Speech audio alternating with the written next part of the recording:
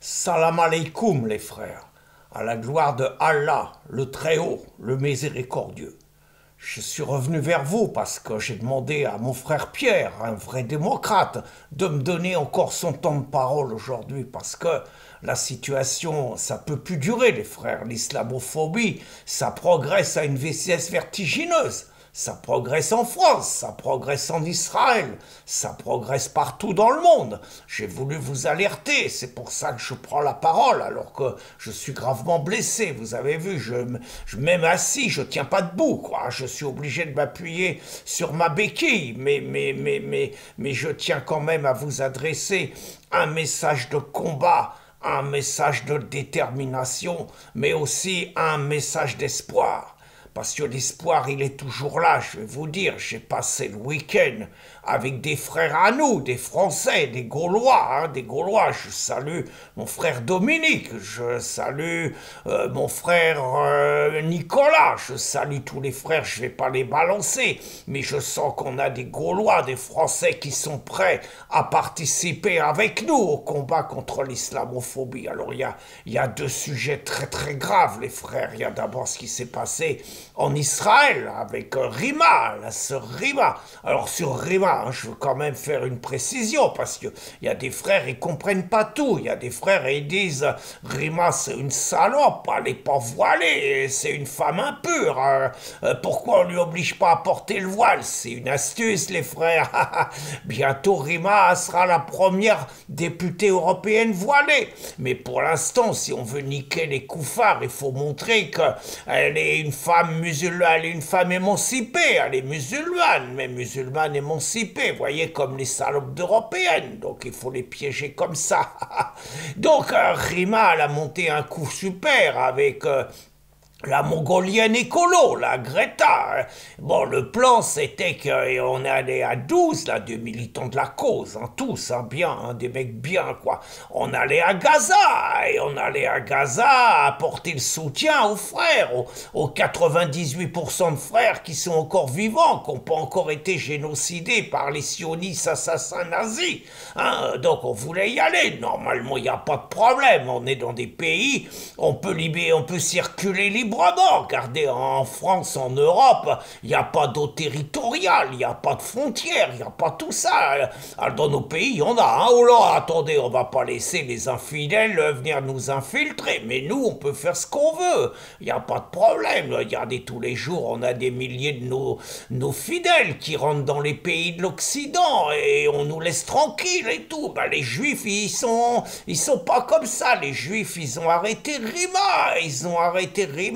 Puis ils ont voulu lui faire manger un sandwich au jambon. Vous vous rendez compte? Un acte islamophobe qui aurait dû être condamné unanimement par la communauté internationale. C'est pas possible. Un sandwich au jambon sur le bateau de Rima. Et ils veulent expulser Rima. Mais Rima, elle veut pas se faire expulser comme ça. C'est pas une chienne qu'on jette comme ça. Donc, je vous invite vraiment à soutenir le combat. Il faut être présent partout, à la République et tout, dans toutes les grandes villes de France avec les drapeaux palestiniens. C'est pas la peine d'amener des drapeaux français, ça sert à rien, ça. Vous amenez les drapeaux palestiniens, et puis vous criez Israël assassin, Israël voleur, Israël rend les terres aux frères. Enfin bon, les mecs, il faut la mobilisation, quoi. Il faut soutenir la sœur Rima. Et puis en France, alors là, les frères en France, c'est épouvantable ce qui se passe. En un mois, 2 frères assassinés. Un frère assassiné dans une mosquée. Alors même si c'est pas c'est un espèce de sauvage, là, un bosniaque, Rome, mais c'est en France, quoi. C'est la faute à Rotaillot, c'est la faute à Zemmour, c'est la faute à Marine, c'est la faute à Bardella, c'est eux, avec leur discours islamophobe, qui ont armé le bras de l'assassin, c'est ça qu'il faut dire. Et puis là, pour une fois, en plus, on a un Français, là, le Christophe, il a tiré sur un frère à nous, un Tunisien. Celui-là, il était en situation régulière, et il l'a tué. Un crime raciste, un crime crime islamophobe.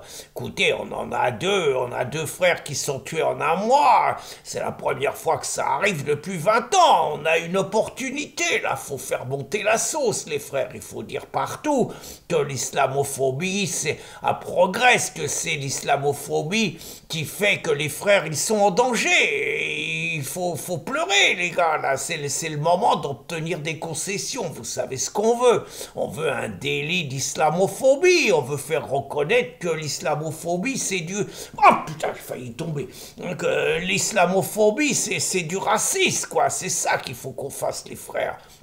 Et puis je veux quand même vous dire, là, il s'est passé 2 événements, là, ces 24 dernières heures, des événements d'une gravité incroyable, en région parisienne. Un frère, il a été arrêté, il est en garde à vue. Le frère, il égorgeait paisiblement des moutons. Bah, attendez, c'est notre culture, nous, on n'a pas besoin d'abattoirs, on n'a pas besoin de trucs certifiés par des charlatans infidèles. Nous, on tue les animaux où on veut, on tue les moutons dans les baignoires et tout. C'est notre culture, c'est notre civilisation. Bah, y a des policiers racistes, ils ont arrêté le frère, et puis les moutons, ils se sont barrés, et ça de moins à manger. Et puis le frère, il est en garde à vue, comme si c'était un délinquant, quoi. C'est insupportable. Et puis, un autre truc, alors encore plus terrible, des frères turcs qui ont voulu, rappeler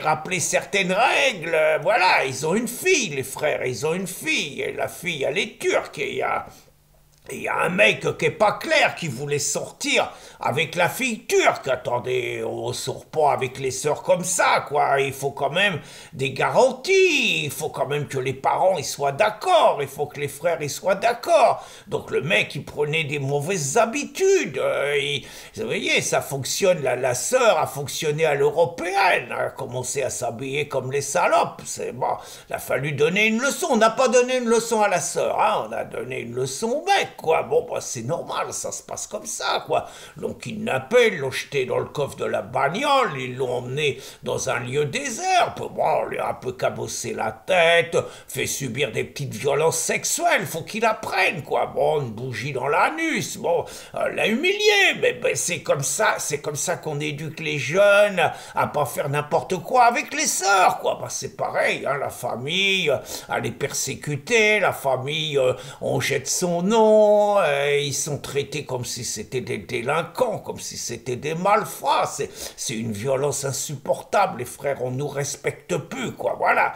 Donc je vous appelle vraiment également à vous mobiliser pour obtenir l'acquittement, la libération. Les frères, ils n'ont pas à être persécutés par les koufars, ils respectent les règles, on n'a pas à imposer les règles de l'Occident à nos frères, même s'ils sont en Occident.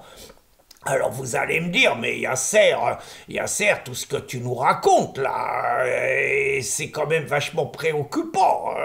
Alors c'est vrai que c'est préoccupant, hein. Bon, c'est pas moi, Yasser Troudbal, qui suis le porte-parole du Hamas en France, qui suis le conseiller spécial de Jean-Luc Mélenchon, qui suis le secrétaire dans la coordination Palestine dans le 93, qui milite également à la direction nationale du MRAP et aux indigènes de la République. Donc je vois tout ce qui se passe, je suis conscient de la gravité du problème, mais les frères, je vais vous envoyer quand même un message d'espoir. Faut vous mobiliser massivement, faut continuer à descendre dans la rue, faut terroriser les koufars. Les koufars, ils comprennent que ça, la peur, la loi du plus fort, ça faut continuer, les frères, je compte sur vous. Et puis surtout, les frères, je sais que vous n'êtes pas habitués, il faut vous inscrire massivement, tous, sur les listes électorales françaises. Je sais, vous vous en foutez, je sais que la démocratie, c'est pas notre truc, nous, mais il faut s'en servir, les frères, faut s'en servir. Faut vous inscrire massivement, il a manqué que 400 000 voix au frère Jean-Luc pour être élu président. Il faut qu'on gagne en 2027, les frères, je vous explique. Hein? En 2027, vous vous inscrivez avant sur les listes, vous votez massivement pour le frère Jean-Luc en 2027. En 2027, Jean-Luc, il est élu président de la République. Et à partir de là, les frères, on sera les rois du pétrole. Je compte sur vous, les frères. Et je répète, Allah Akbar!